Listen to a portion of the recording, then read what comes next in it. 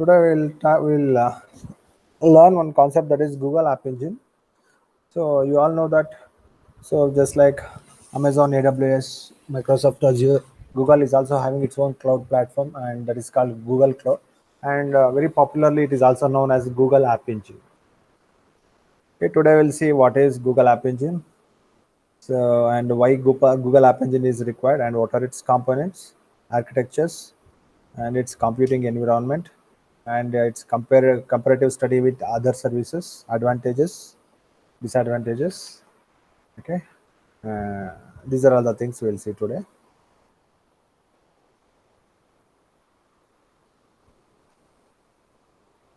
Okay, we'll see first what is Google App Engine. It's a Google's platform to build web application and on cloud.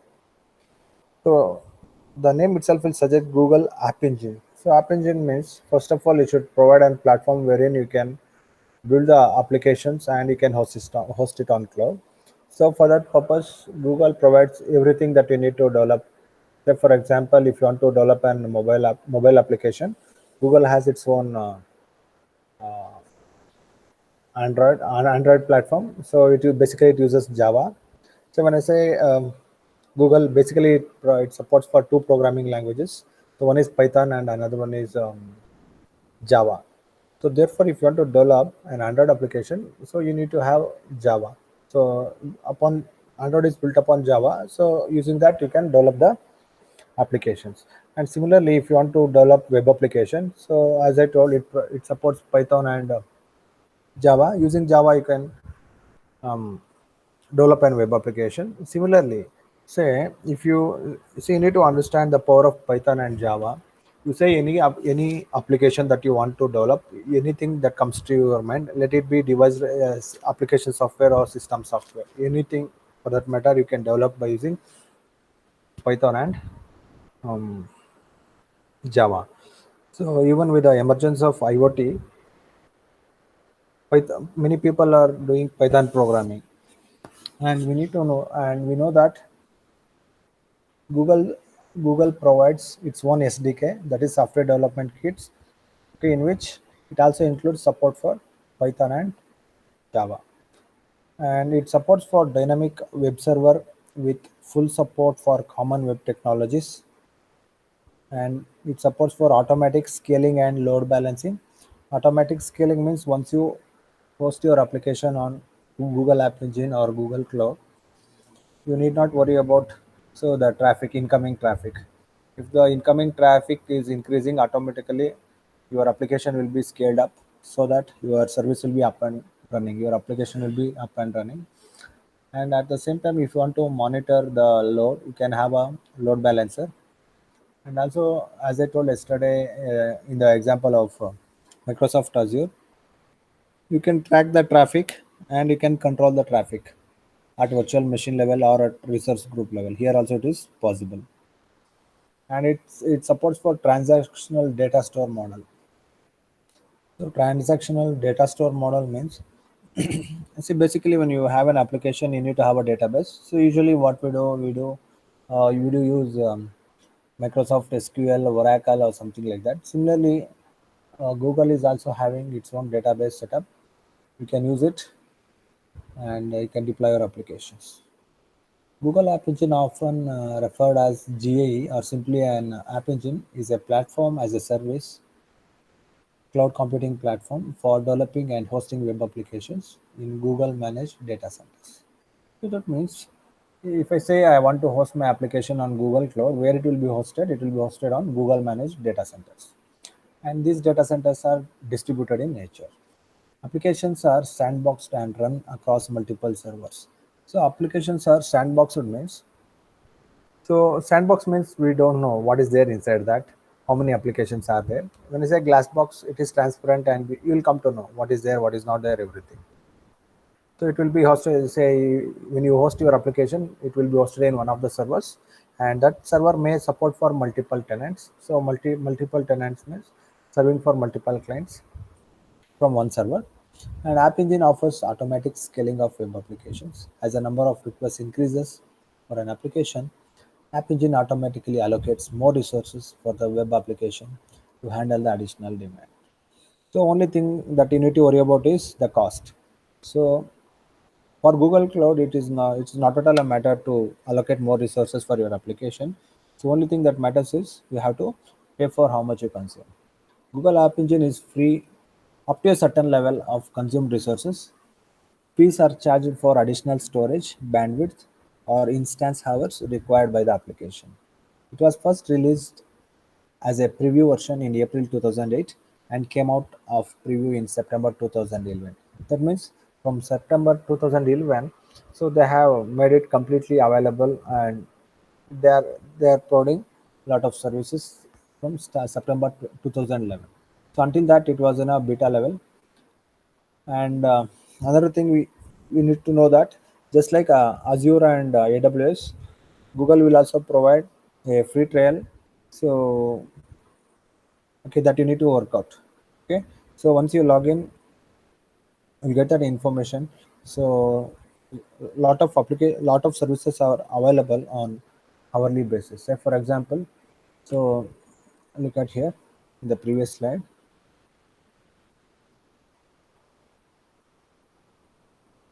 Google App Engine is free up to a certain level of consumed resources. Fees are charged for additional storage. Say, for example, say we are all using Google Drive. Up to 13 or 15 GB, it is free. The moment if we cross that limit, they will start charging. Okay, and that's how the pricing model works. Okay, now let us see why the App Engine is required. Google App Engine is required to lower total cost of the ownership. For this, we'll consider one example. So I,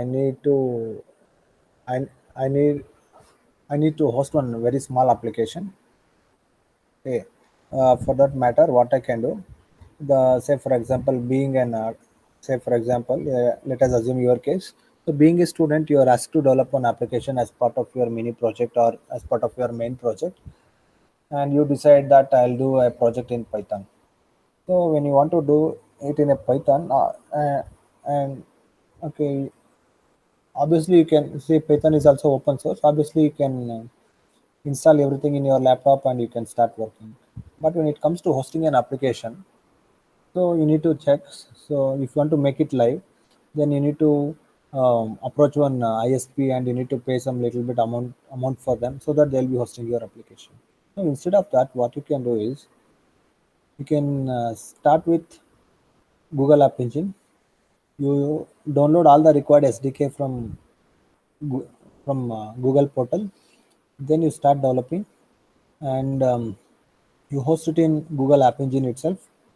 They'll provide all the platform related stuff. They'll provide all the required compilers, interpreters, runtime environment, and also the server where you can host your application. Okay, so up to certain limit it is free. Since you are developing one small application, so obviously you don't get many users who will consume your application, so that you can work out almost free of cost.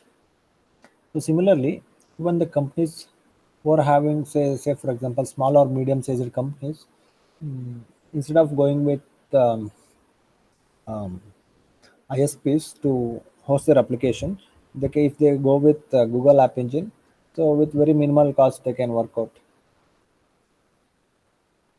And second reason is Google App Engine provides rich set of APIs.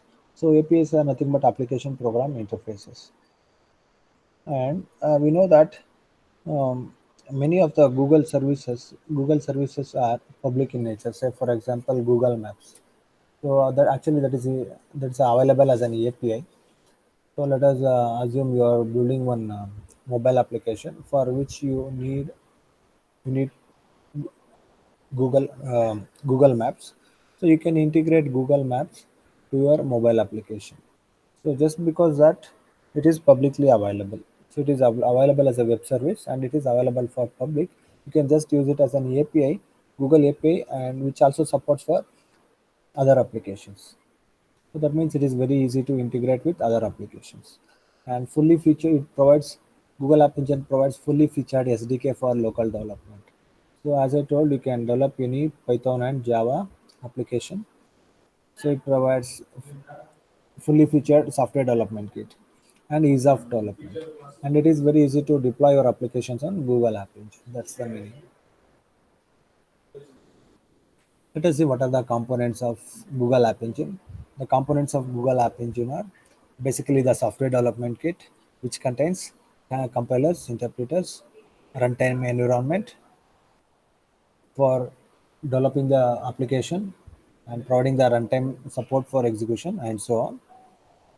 So the second one is the language runtime. It's actually that includes runtime support. So just like the JRE. So JRE is also part of this runtime environment. Then web-based admin console. So Google App Engine contains just like any other cloud platform. You see, every cloud platform is having a web-based admin console. Similarly, Google App Engine is also having a web-based admin console, and it is having scalable infrastructure. So the scalable infrastructure, in the sense as I told, the infrastructure which can be scaled down as well as scaled up based upon the application requirements, and even that can happen dynamically. Now let us see what this software development kit provided by Google App Engine includes. So as I told, it includes all the compilers, interpreters that are required to develop an application. And using that SDK, you can run locally. That means, say for example, you are developing a project, and for that you are using your laptop. You can configure all the tools required in your local laptop using the SDK, and you can run the application locally and easy to deploy. When deploying it, you can deploy it first. You can check it in the local host. If you find that it is efficient, then you can deploy it in the Google App Engine. So that is also easy procedure. Procedure is very easy, and you can maintain the versions. So when you go with iterative development, so initially you will develop only the essential features. That is the basic essential features. Later on, you keep adding the newer features. So in that sense, version management becomes very critical. So that can be dealt with greater ease in Google App Engine. And Google provides a lot of APIs to use your development task. And also using that APIs, you can also integrate some of the services of Google, Google Web Services with other applications. Now, next is the language runtime. So, language runtime includes the runtime support for two programming platforms, that is Python and Java. So, therefore, it provides a runtime support for Python and Java. Then you may be thinking, what if I want to host an .NET based application? So, Google App Engine is having its own limitations. That's why it is not that much popular compared to AWS and Azure. So, hence, it doesn't support for other applications apart from Python and Java. Now they are working out to extend support for other programming languages as well. So as of now, it supports for Python and Java based platforms. And when it comes to application development using Java, so it basically uses JavaScript and HTML to develop the front end. And for the core processing part, it uses Java. Let us see the architecture of Google App Engine. So Google App Engine capabilities are divided into three. Okay? The client capabilities, cloud computing services, and support services. First, look at support services. What are the support services Google App Engine provides? Google App Engine provides Google App Engine Data Store, Google Data, Google Accounts, Social Graph API, and other services.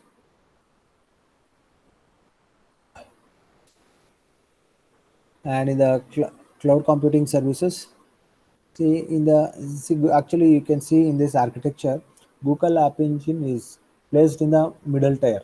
So in the bottom tier you have a support services. So therefore Google App Engine uses, that means we need to understand, every bottom layer provides services to its upper layer. So therefore this Google support services will provide services to Google App Engine. That is what kind of services it provides: Google Data Store, Google Data, Google Accounts, Graph, and other applications. Which also other applications means it also includes Google Maps and so on. So, and Google App Engine basically it's an platform as a service cloud setup, and it uses Python and Django, and it supports and also along with Java, and it uses dynamic and scalable runtime environments. And in the client capabilities, we have Google Web Toolkits. Google Web Toolkit, any toolkit. If I say Google Web Toolkit, it's an web toolkit using which you can develop web applications. So that web toolkit includes the components such as JavaScript, Java, Python, and so on. Mashup editor, Google Gaze, Google Gadgets, and other things. So these are all part of the uppermost layer, that is the client capabilities. The next is Google Data Store architecture. So Google Data Store is one of Google service, Google Data Store, just like how we have Amazon Elastic Block Storage, Amazon S3, and so on. Similarly, Google is having Google Data Store. So let us see what is its architecture. Data Store. So the Google is having its own file system, and we call it as Google file system. You can see that is there in the bottommost layer. So okay, and you can see the components data. So those are nothing but the databases. So FS1 file system. So those are the file system related databases, and above that you have servers. So the second layer is Bigtable, Google Bigtable. So Google Bigtable is another one data structure. So that is supported by Google, and it is meant for logical table management, load balancing, and garbage collection. Okay, and actually it contains a master server which is responsible for logical table management, load balancing, and garbage collection. So we need to understand what is the meaning of this logical table management. So this table you can see here there is a tablet server 0, tablet server, and so on. So these are the servers actually which will maintain the details about the tasks. So what is the task, which server it is executing in which server, okay, and from which client the request is coming. All those information will be maintained in those servers, and upon that you have a load balancer. So load balancer will keep monitoring all the time. So it okay, it will calculate what is the with respect to each server. So what is the upper limit of that server, and what is the current load. Okay, as and when the request comes, it will take a call on to whether to redirect that particular request to the server 1, server 0, server 2, or so on. And above that big table we have um, APIs. So we have Java API, Python API, and so on. And now Google App Engine is working on to provide um, support for other languages other than Java and Python. So that is going on. And at the topmost layer, we have Google applications. So Google applications like Google Drive, Gmail, Google Scholar, Google Google Meet, and so on. So those are all Google applications and user applications. User applications includes, so what are the user applications that are installed on or that are hosted on the servers of Google App Engine. So that means the topmost layer is the application layer, which includes two types of applications. One is Google applications and user applications. User applications are those which are developed by the users and hosted on the Google App Engine. Google applications means which are developed by the Google and available for the end users, like Gmail, Google Drive, Google Meet, uh, and so on.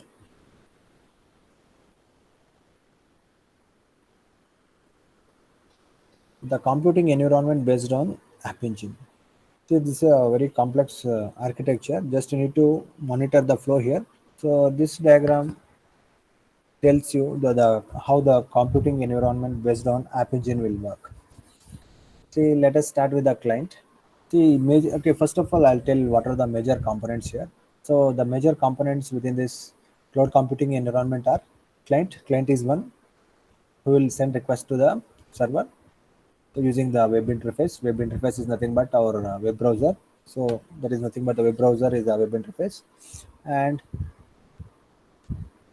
Google Bigtable database. So that's as I told, Google is having its own database, and we call it as Google Bigtable. And Google App Engine application server. Application server is one where um, the request your all the clients request will be processed, and we have something called as a master task. Master task is one who will take a call on redirecting the client request for further processing. And another major component is the task queue.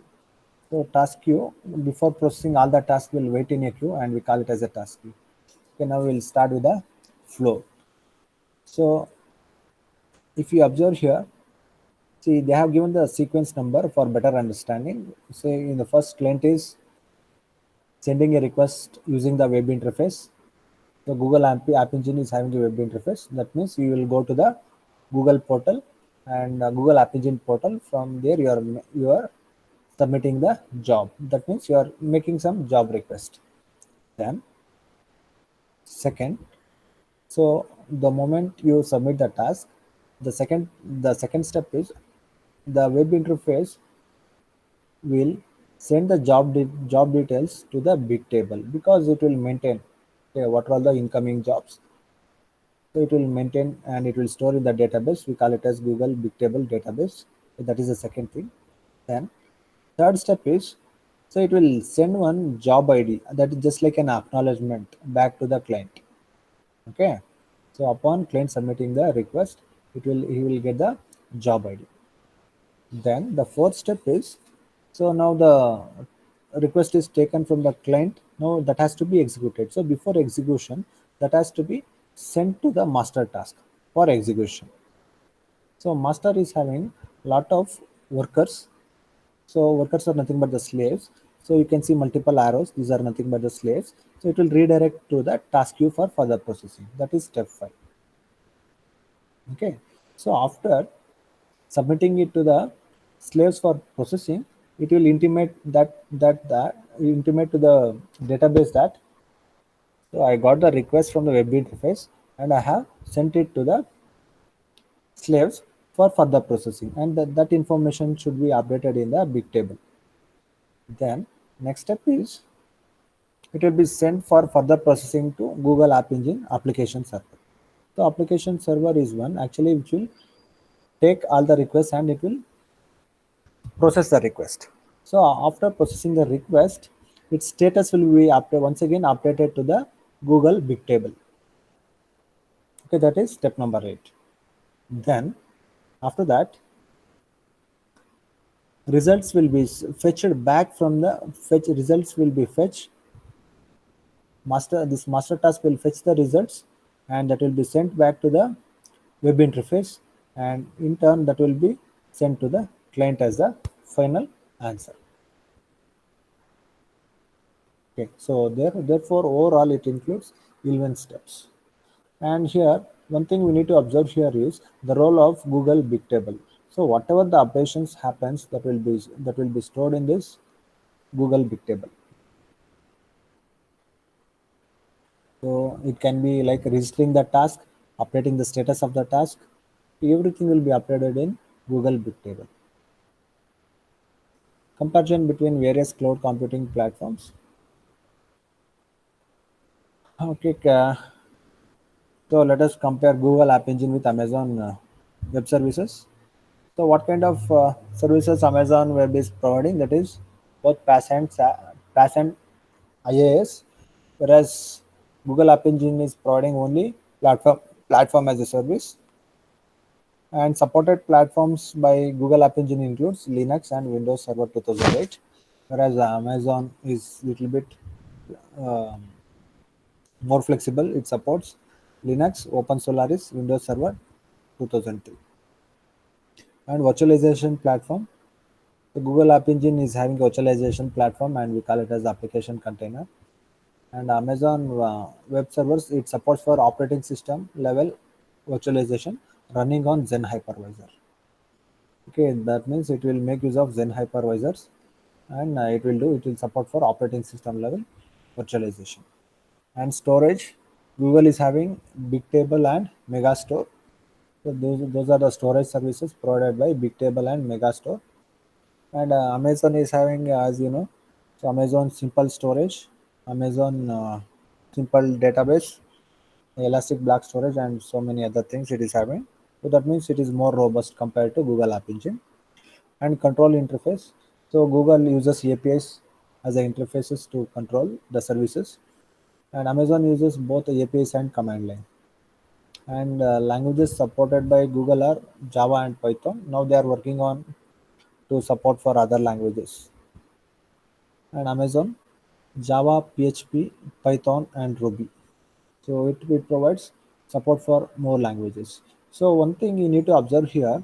So if you take the example of Google App Engine or Amazon Web Services, both are not at all supporting for Windows based applications, so that is .NET based applications. So if that is the thing, so if you are in case if you want to develop something, if you have developed something using .NET and if you want to make it part of the cloud, then only option is Microsoft Azure. Okay, then load balancing. Google App Engine follows auto load balancing strategy, and Amazon follows round robin. So round robin means you know that how the round robin algorithm will work. Okay, so then data after termination. What happens if you terminate? Say for example, say you have one virtual machine and you will terminate. So Google will not take any action for 90 days after the effective date of termination. That means so 90 days it will be okay. The state of your application will be somewhere maintained in the Google database. Okay, it will be there for 90 days. So similarly, when you terminate any resource in Amazon Web, it will be maintained for 30 days in its database. So that means it's an advantage that at least okay, say for example you have terminated some particular resource. After 50 days, if you feel like I want to once again make it available, so then that is possible with Google and but not possible with Amazon because they'll maintain it only for 30 days. That is for 1 month. Now let us see what are the advantages of Google App Engine. So it's an infrastructure for security.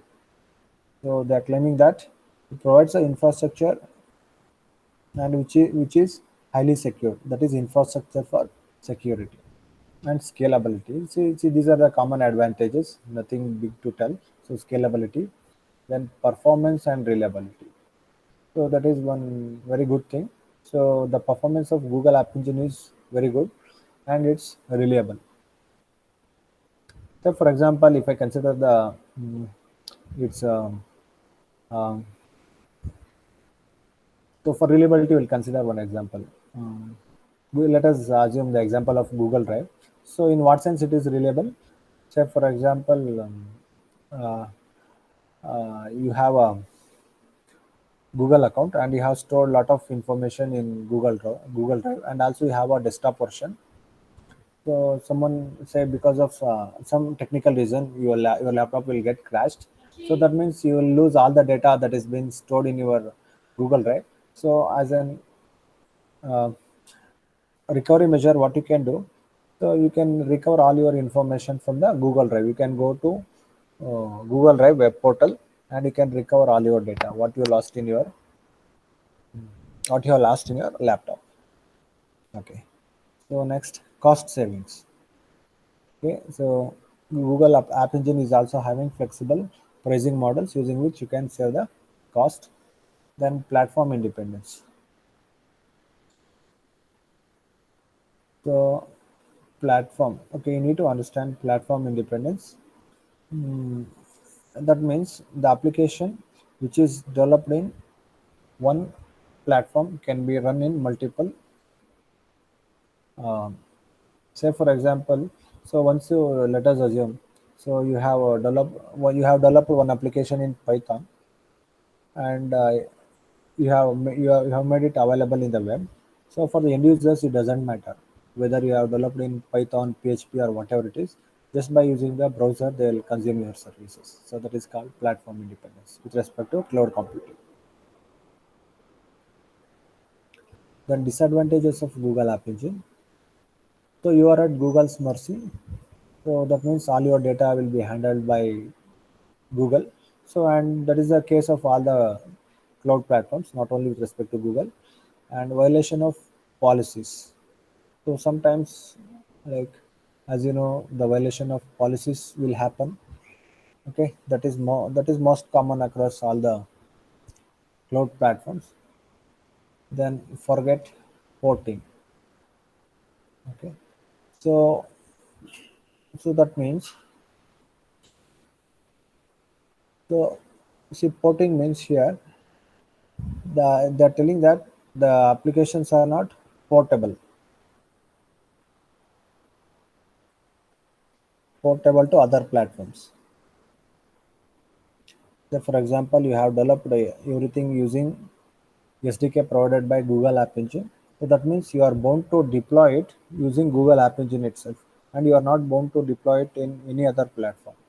Okay, in case if you are downloading everything from the Google App Engine. So that is, okay, that's one drawback. And another drawback of Google App Engine is that while developing the application, you are bound to use only the tools and technologies that are available as part of Google SDK. Okay, you cannot use anything outside that SDK limit, and it is not free. So up to certain level, it is free. Then beyond that, it will charge. Okay, what's next? So that means future enhancements. As future enhancements, Google App Engine is working on to provide more support to more languages on App Engine, and scheduled jobs. They are working on scheduled jobs. That means if you schedule the jobs, it will process the jobs in sequential manner that they are working on. And large download and upload support, they are working on providing large download and upload support and purchasing additional capacity. So conclusion, so flexibility, that is uh, Java or Python APIs. So it will, okay, and one of the advantages, there is no vendor lock-in. Therefore, for example, say vendor lock-in means, say for example, for hosting purpose, say in case if you have developed your application independently, then you have an flexibility to select which cloud platform you want. In case if you have developed independently, just you want the hosting platform, then you are independent. Otherwise, what happens if you have developed your applications by making use of the Google App Engine platform, then you are bound to host it only on Google App Engine. So in case if you have developed by your own and just you want the hosting platform, say for example, um, for first year you will select Google App Engine, then somewhere you feel that so it is better to go with the Microsoft Azure, then yeah, that is possible. You can, for the second year, you can migrate your application from Google App Engine to Microsoft Azure. That is possible. And security, it follows sandbox environment. So in that case, it is secure. That means you will not come to know in which particular server your application is hosted. So that means, so it is more secure. Then it provides rich APIs, which also provides more security to the applications. And it is easy to start. So because it provides generous free quota, so as a learner you can start with the free quota and you can start learning Google App Engine. And I hope you people can also explore Google App Engine because it provides free quota under which for certain number of hours all the services of Google App Engine are free. You can explore it, and it is easy to scale. That is, it uses Google infrastructure which is scalable and flexible and future. So it provides better performance and new features. That's it. Okay. So that's all for today. We'll continue. Our next class is on, I think, Tuesday. Okay. We'll see in the Tuesday's class. Thank you.